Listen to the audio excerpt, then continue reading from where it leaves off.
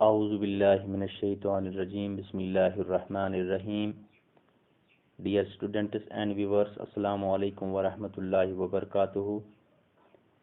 I, Parvez Ahmed Bhatt, teacher at Government Primary School, Sangipir, Maninga. Welcome to all of you in this offline teaching learning program. My today's subject is English of class 5th, and today's topic is Gulliver among the Lilliput.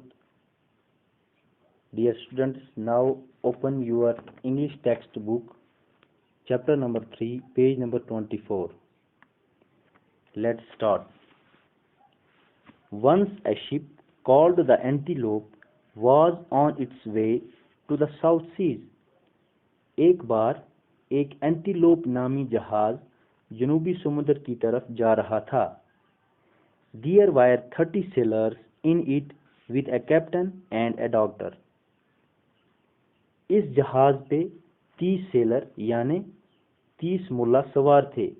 एक captain था और एक doctor था.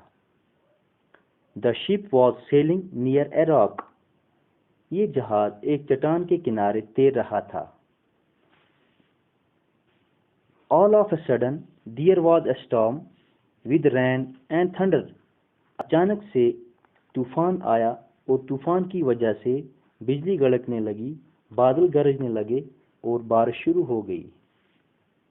The sea roared, the wind blew and the waves rose high.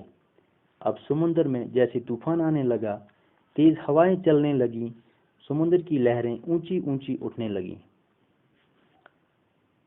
The ship struck the rock and broke into two. अब क्या हुआ? ये जहाज उस चट्टान से टकरा गया और एकदम से दो टुकड़े हो गए उसके. The sailors jumped into the sea. सारे सेलर यानी मुल्ला जो थे वो समुद्र में कूद गए. Only one man reached the shore and saved himself. लेकिन सिर्फ एक ही आदमी था जो किनारे तक पहुंच पाया और अपने आप को बचा पाया. He was the ship's doctor, Lemuel Gulliver. वो जहाज का डॉक्टर था, Lemuel Gulliver. Gulliver found himself all alone on an island. Gulliver ने जब देखा तो उस जजीरे पे बिल्कुल अपने आप को अकेला पाया. He left the seashore and walked for some time across open fields. अब गुलिवर ने समुद्र का किनारा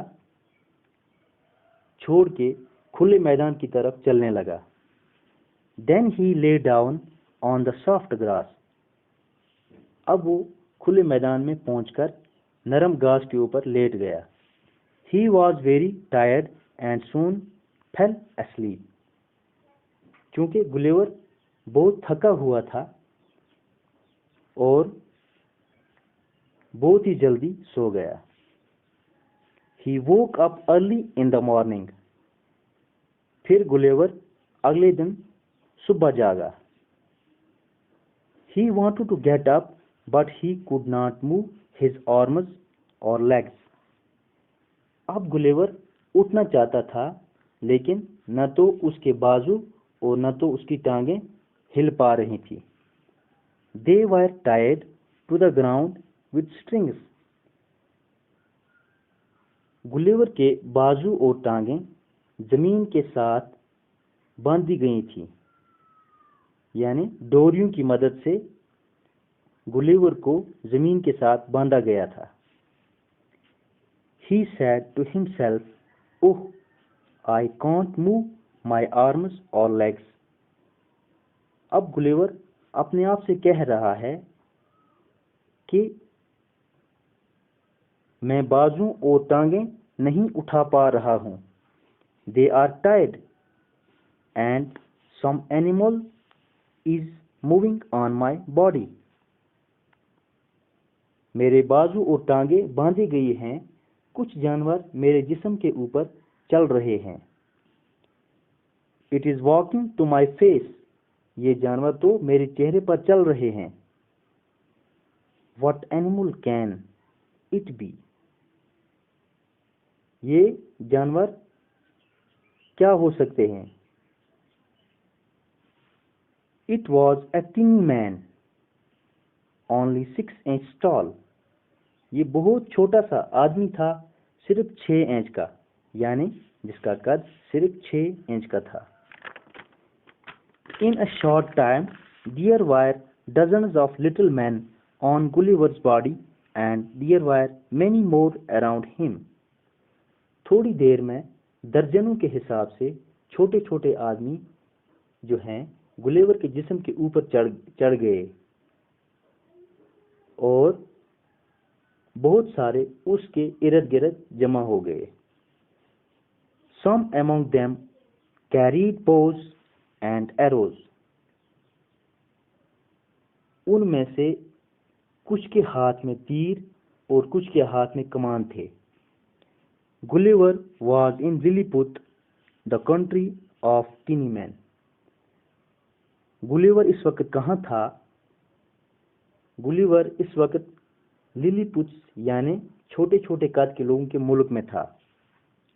He wanted to get up. अब वो उठना चाहता था। He said to himself, these strings are not thicker than threads. वो अपने आप से कहता है कि जिन डोरियों से मुझे बांधा गया है ये धागों से मोटी भी नहीं हैं। I can easily break them and free myself. मैं इन डोरियों को आसानी से तोड़कर अपने आप